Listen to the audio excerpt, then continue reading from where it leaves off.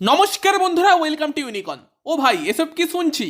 আমরা Kolkata night Riders দলে হার্দিক পান্ডিয়াকে আনা যায় কিনা, কিরকম কি ট্রেড পসিবিলিটি হতে পারে, কি হতে পারে সেই সব নিয়ে আলোচনা করছিলাম। তবে এরই মাঝখানে কলকাতাকে নিয়ে যার নাম শোনা যাচ্ছে, হার্দিককে নিয়ে তো আমরা আলোচনা করছিলাম যদি হার্দিককে আনতে হয় কলকাতার কি কি অপশান হতে পারে। বাট যার নামটা শোনা যাচ্ছে, বেশ কিছু জার্নালিস্ট হিন্ট দিচ্ছে, সেটা হচ্ছে ঋষভ পন্থ। যে ঋষভ পন্থের ওপর নাকি কলকাতার ইন্টারেস্ট আছে, ঋষভ পন্থকে কলকাতা আনতে পারে, সেরকম একটা হিন্ট কিন্তু পাওয়া যাচ্ছে। এবং সেখানেই প্রশ্ন উঠবে যে এটা কতটা সঠিক হবে যদি কলকাতা ঋষভ পন্থের দিকে যায়। তো প্রথমত কালকে ক্রিকবাজ থেকে একটা কিন্তু রিপোর্ট বেরিয়েছে এই নিকোলাস পুরান ঋষভ পন্থের বিষয় নিয়ে। তো কালকে তো ঋষভ পন্থ অফিসিয়ালি লখনৌ সুপার জায়েন্টের ক্যাপ্টেন্সির পদ থেকে সরে গিয়েছে বলে লখনৌ জানিয়েছে। ভেতরে ভেতরে হয়তো ঋষভ পন্থকে সরিয়ে দেওয়া হয়েছে। এবার ঋষভ পন্থের 27 কোটি আর নিকোলাস পুরানের 21 কোটি, এই 48 কোটি টাকা লখনৌ ঠিকঠাক ইউজ করতে পারছে কিনা সেই নিয়ে আলোচনা তো বারবারই হয়েছে। তবে যেটা কালকে ক্রিকবাজ জানাচ্ছে যে এই দুজনকে নিয়ে আলোচনা হলেও লাস্ট অব্দি নিকোলাস পুরান হয়তো আরও একটা মরশুম লখনৌ সুপার জায়েন্টে পেতে চলেছে। কারণ লখনৌ সুপার জায়েন্ট ম্যানেজমেন্ট আর কি নিকোলাস পুরানের পারফরমেন্স জাজ করে এটা দেখেছে যে ঠিক আছে, এই মরশুমটায় ভালো যায়নি, রান করতে পারেনি। তবে এর আগের মরশুমেই সে 524 রান করেছিল, 43-এর ওপর অ্যাভারেজ ছিল, 200-র কাছে স্ট্রাইক রেটে রান করেছিল। তার আগের মরশুমেও 499 রান করেছিল। ফলে পরপর দুটো মরশুম তার ভালো গিয়েছে। দুটো ভালো মরশুম যাওয়ার পর একটা খারাপ মরশুম গিয়েছে। এটা একটা খারাপ মরশুম ভেবে তারা সাইড করে আর একটা মরশুম নিকোলাস পুরানকে সেই সুযোগটা দিতে চায়। বাট ঋষভ পন্থ 27 কোটি টাকা পেয়ে পরপর দুটো মরশুমেই কিন্তু লখনৌ সুপার জায়েন্টের হয়ে পারফর্ম তো করতেই পারেনি, সঙ্গে ক্যাপ্টেন্সিও বাজে করেছে। ঋষভের যদি দুটো মরশুমের আমরা পারফরমেন্স দেখি, গত মরশুম করেছিল 269, তার মধ্যে একটা 118 রানের ইনিংস ছিল, সেটা বাদ দিয়ে দিলে তো খুবই খারাপ খেলেছিল। 133-এর স্ট্রাইক রেটে। এই মরশুম করেছে 312 রান, যেটাতে 138-এর স্ট্রাইক রেট ছিল। এবং এই 130, 138 এই স্ট্রাইক রেট বর্তমান সময়ে দাঁড়িয়ে সেভাবে চলছে না, ক্রিকেটটা অনেকটা এগিয়ে গেছে। রাহানেকে নিয়ে আমাদের এত প্রবলেম, রাহানেই তো 135-এর স্ট্রাইক রেটে খেলেছে, গত বছর 147-এর স্ট্রাইক রেটে খেলেছিল। ফলে ঋষভ পন্থ যে ব্যাট হাতে সেই পারফরমেন্স দিতে পেরেছে সেটা তো একদমই নয়। ফলে লখনৌ সুপার জায়েন্ট ম্যানেজমেন্ট মনে করছে যে 27 কোটি টাকাটা ঋষভের পেছনে খরচা করা বোকামি, এবং তারা ঋষভকে অকশানে ছেড়ে দিতে পারে, অকশান থেকে কম টাকায় কেনার চেষ্টা করতে পারে, এটা ক্রিকবাজ থেকে জানাচ্ছে। মানে সব মিলিয়ে ঋষভ পন্থের ট্রেড হওয়ার চান্স কম। কারণ এই সময় দাঁড়িয়ে ঋষভ পন্থ যে আর কি ফর্মে আছে, সেখানে কোনো ফ্র্যাঞ্চাইজি ঋষভ পন্থের জন্য 27 কোটি হয়তো খরচা করতে চাইবে না। অতটা ভ্যালু কোনো ফ্র্যাঞ্চাইজি ঋষভ পন্থকে দেবে না। সেই জায়গাতে ঋষভ পন্থের ট্রেড হবার চান্স নেই, কারণ ট্রেড হতে গেলে অন্য টিমকে 27 কোটি টাকাতেই ঋষভ পন্থকে নিতে হবে। ফলে যেটার পসিবিলিটি অনেকটাই বেশি সেটা হচ্ছে ঋষভ পন্থ অকশানে আসবে। লখনৌ চেষ্টা করতে পারে তাকে কম দামে কেনার। তবে যদি ঋষভ পন্থ অকশানে আসে আর কলকাতা তাকে কেনার জন্য যায়, সেটা কলকাতার জন্য কি ভালো হবে? কারণ এখনো অবধি যেটুকু খবর আছে যে দুটো ফ্র্যাঞ্চাইজি নাকি ঋষভ পন্থের উপর ইন্টারেস্ট দেখাচ্ছে, একটা দিল্লি ক্যাপিটালস আর একটা কলকাতা নাইট রাইডার্স। দিল্লি ক্যাপিটালসের ব্যাপারটা কি, দিল্লিই ছেড়েছিল ঋষভ পন্থকে লাস্ট, কারণ সেই সময় দিল্লি কিন্তু জিএমআর গ্রুপের আন্ডারে যাচ্ছিল। মানে দিল্লি টিমটা 2 বছর জিএমআর গ্রুপ চালায়, 2 বছর জেএসডব্লিউ গ্রুপ চালায়। এই সামনের বছর থেকে আবার জেএসডব্লিউ গ্রুপ আসবে, সৌরভ গাঙ্গুলি আসবে, তারা আর কি দিল্লি টিমটাকে এবার চালাবে। আর জেএসডব্লিউর সঙ্গে ঋষভ পন্থের সম্পর্ক ভালো, পার্থ জিন্দালের সঙ্গে। তো সেই জায়গাতে জেএসডব্লিউ এলে কিন্তু আবারও ঋষভ পন্থকে তারা ফেরাতে পারে। অক্ষর প্যাটেলও ভালো ক্যাপ্টেন্সি করেনি, তো তারা ঋষভ পন্থকে ফিরিয়ে ঋষভকে আবার ক্যাপ্টেন্সি তুলে দিতে পারে। এটা একটা পসিবিলিটি কিন্তু অবশ্যই থাকছে। আর নয়, কলকাতা নাইট রাইডার্স যারাও ক্যাপ্টেনের খোঁজ করছে তারা একটা ঋষভ পন্থকে অপশন হিসেবে দেখতে পারে।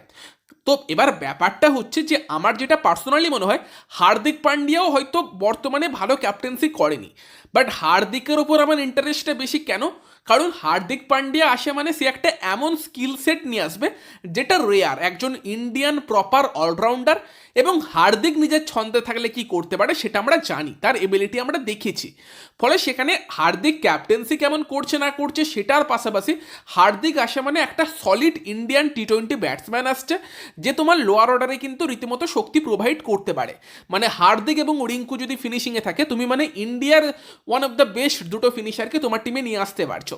কিন্তু ঋষভ পন্থের সঙ্গে সেই কথাটা বর্তমানে বলা যাবে না, কারণ ঋষভ পন্থ তার সেই সেরা ছন্দ হোয়াইট বলে ইন্ডিয়ান জার্সিতেও দেখাতে পারেনি, আইপিএলেও সেই 2019 সালের পর থেকে তাকে সেই ছন্দে পাওয়া যায়নি। ফলে Rishabh Pant as a player কি সেই ভ্যালুটা দেবে? অ্যাজ এ প্লেয়ার যদি তোমাকে সেই ভ্যালুটা দেয় যে হ্যাঁ, অ্যাজ এ প্লেয়ার আমাকে ঋষভ পন্থ 500 থেকে 600 900 রান করে দিতে পারে 170-80 স্ট্রাইক রেটে, সেখানে ক্যাপ্টেন্সি একটু এদিক ওদিক হলেও প্রবলেম নেই, আমরা একটা ভালো প্লেয়ারকে পাচ্ছি। বাট ক্যাপ্টেন্সিও যদি ঋষভের থেকে সেই লেভেলের না আসে, যদি তার সঙ্গে রানও না আসে, সেটা প্রবলেমের। বলছি ঋষভকে অকশন থেকে কিনে দিল্লিকে ট্রেডে KL রাহুলের বদলে অফার করলে কেমন হয়, যে তোমরা KL রাহুলকে দিয়ে দাও, ঋষভ পন্থকে নিয়ে নাও। জানি দিল্লি এতটাও বোকা নয়, জাস্ট এমনিই বললাম। আর একটা কথা এমনি বলছি, সেটা হচ্ছে ধরো কলকাতা ঋষভ পন্থকে নিল অকশন থেকে, আর গ্রিনের মতো একটা প্লেয়ারের পরিবর্তে ধরো হার্দিক পান্ডিয়াকেও নিয়ে এলো। পন্থ আর পান্ডিয়া দুজনকেই নিয়ে এলো, পন্থকে অ্যাজ এ প্লেয়ার নিয়ে এলো, হার্দিককে ক্যাপ্টেন করে দিল। একটু বেশি বাড়াবাড়ি হয়ে যাচ্ছে না? মানে এমনিই বললাম আবার এটাও, কিন্তু কথাটা হচ্ছে যে হার্দিক পান্ডিয়া ডেফিনেটলি তোমার ক্যাপ্টেন হিসেবে হয়তো বেটার করতে পারে। ঋষভ পন্থকে যদি কলকাতা নেয়, ঋষভ পন্থকে আমার মনে হয় 15 থেকে 16-17 কোটি ওই অবধি ভ্যালু করা যেতে পারে। 27 কোটির প্লেয়ার নয়, 20 কোটির বেশিও তার জন্য বিট করাটা ঠিক হবে না। এবার যদি আমি দেখি যে কলকাতার যে বর্তমান যে এই বছরের টিমটা, এই টিমটা কিন্তু খারাপ টিম না, এই টিমটা ভালো টিম ছিল, সেটা আমরা বারবারই আলোচনা করেছি যে ম্যানেজমেন্ট টিমটাকে ঠিকঠাক চালাতে পারেনি। যদি এই টিমে পাথি রানা, হর্ষিদ রানা ফিট থাকে, এটা one of the best bowling unit হতে পারে। এবার এই টিমে দেখো মুস্তাফিজুর রহমানের কোনো রোল ছিল না, 9 কোটি টাকা অলমোস্ট সে নিয়ে বসে আছে। তেজস্বীও সেইভাবে যখন খেলতে পারেনি, যদি কলকাতা লুবনীতকে রাখে তো সেখানে সেই জায়গাতে তেজস্বীকেও ছেড়ে দিতে পারে আরও 3 কোটি টাকা, 12 কোটি। এবং রাহানে আর যদি তোমার বৈভব আরোরা, সেই দুজনকে ছাড়ে আরও 3 কোটি, মানে 15 কোটি এখানে, আর IPLও 5 কোটি দেবে, তো 20 কোটি মতো টাকা KKR এইভাবেই আর কি ফ্রি করতে পারবে। সেই টাকাতে যদি ঋষভ পন্থ আসে, তাহলে আমরা দেখতে পেতে পারি যে কলকাতার বর্তমান বছরের যে দল, সেই দল থেকে খুব একটা পরিবর্তনও হচ্ছে না। রাহানের জায়গাতে ঋষভ পন্থ আসছে, রাহানের থেকে আর ঋষভ পন্থ কত খারাপই করবে অ্যাজ এ ব্যাটসম্যান।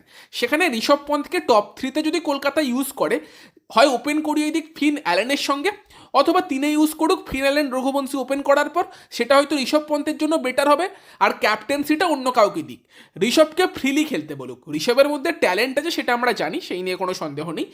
বাট যদি অভিষেক নায়ারের সঙ্গে সে কাজ করে, তার খেলাটা ইমপ্রুভ করে, অভিষেক নায়ার করেছে আগে কাজ, দীনেশ কার্তিকের সঙ্গে করেছে, শ্রেয়াস আয়ারের সঙ্গে করেছে, রোহিত শর্মা, KL রাহুলদের সঙ্গে করেছে।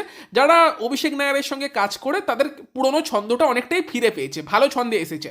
বাট ঋষভ পন্থকে যদি অকশন থেকে কলকাতা নেয়ও, তারপর সেই সময়টা পাবে, কারণ তারপর সম্ভবত ইন্ডিয়া অস্ট্রেলিয়ার টেস্ট সিরিজ আছে, সেখানে ব্যস্ত থাকবে। ফলে IPL এর আগে কলকাতা যে তার সঙ্গে কাজ করার সুযোগ পাবে, সেরকমটাও কিন্তু না।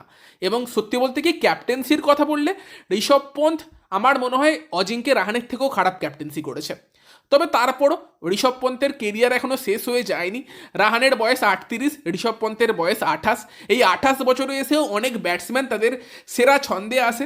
তো সেখানে যদি ঋষভ পন্থ তার পুরনো ছন্দ খুঁজে পায়, যদি ঋষভ পন্থ আবারও ভালো ব্যাটিং করতে শুরু করে, সেখানে ঋষভ পন্থের উপর ভরসা করাটা হয়তো কলকাতার জন্য ভালো হতে পারে। কারণ আমরা দেখতে পাচ্ছি স্কোয়াডে হয়তো খুব বেশি চেঞ্জ না করেও 20 কোটির মধ্যে যদি ঋষভ পন্থকে পাওয়া যায়, তাকে অকশন থেকে নেওয়া সম্ভব, স্কোয়াডে বিশাল কোনো চেঞ্জ করতে হবে না। তবে আমি চাইবো ঋষভ পন্থকে কলকাতা নিলেও তাকে যেন ক্যাপ্টেন্সিটা না দেয়, অ্যাটলিস্ট একটা বছর তাকে ফ্রিলি খেলতে দিক। যদি তার ছন্দ সে খুঁজে পায়, পরের মেগা অকশনে যদি তাকে রিটেন করে, তখন পরের মেগা অকশন থেকে তাকে ক্যাপ্টেন্সির দায়িত্ব দিতে পারে। ঠিক আছে, লখনৌ সুপার জায়েন্টে হয়তো সঞ্জীব গোয়েঙ্কার অতিরিক্ত প্রেসার ছিল, সেটা নয় আমরা ভাবতে পারি, বাট স্টিল ঋষভ পন্থের ব্যাট হাতে পারফরমেন্স করাটা জরুরি ক্যাপ্টেন্সি করার থেকে। তো কলকাতা চাইলে আই থিঙ্ক ঋষভ পন্থকে অ্যাজ এ প্লেয়ার নিয়ে আসতে পারে, লুবনীত, সিসোদিয়াকে তার ব্যাকআপ রাখতে পারে। তবে ক্যাপ্টেন্সিটা অন্য কাউকে দিলেই হয়তো বেটার হবে, বাট সেরকম অপশানও কলকাতা টিমে নেই, সেটা একটা বড় সমস্যার জায়গা। তোমাদের মতামত জানিও এই নিয়ে কি বলবে। ভিডিওটা ভালো লাগলে ভিডিওটাকে লাইক করে দিও, শেয়ার করে দিও। আমাদের চ্যানেলে প্রথমবার এলে আমাদের চ্যানেলটিকে সাবস্ক্রাইব করে তার পাশের বেল আইকনটাকে অন করে দিও। তো চলো গাইস, এই ভিডিওতে এই পর্যন্তই, বাই বাই।